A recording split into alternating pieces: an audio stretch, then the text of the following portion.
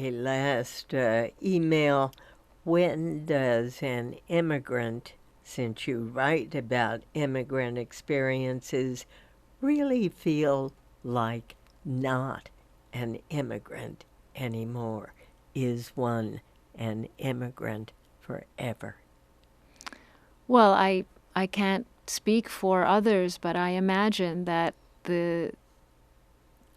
that one is always conscious of the place left behind, whether that is left behind by choice or whether one has to leave against one's will, or whatever the circumstances of leaving a place may be. I can't imagine anybody not being aware of the place left behind in some way. And as you and I were speaking, Diane, during the break, even for those who are raised by people who leave their country, that more interior division remains for life.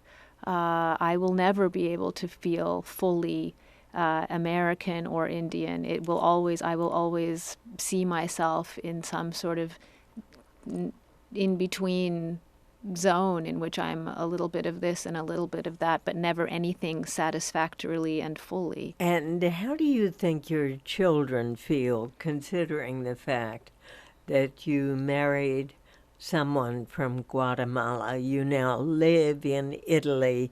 I mean, it's a very international kind of setting and set of relationships.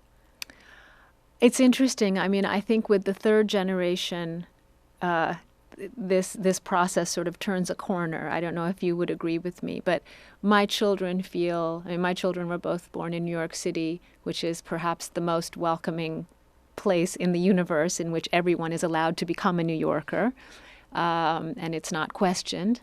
And so they feel like New Yorkers, which is beautiful. And I love that they have that feeling, because I never had it. I never felt that I could call myself anything. And I think it is important to be able to say, I am from a place. Though it has aided me, I imagine, as a writer, to exist in the margins always in the margins of something. As a person, it has been difficult. It has caused me a great deal of confusion. However, I think to their credit, though they identify themselves very strongly, not only as New Yorkers but as Brooklynites at this point, they are aware that their father speaks Spanish, their mother speaks Bengali at home. They have grandparents from India. They have another grandfather who came originally from Greece. When we visited Greece last year, my son was very moved to go to the archaeological museum in Greece, and he felt that he was a part of all of these places, and that's a lovely thing, I imagine, for a child.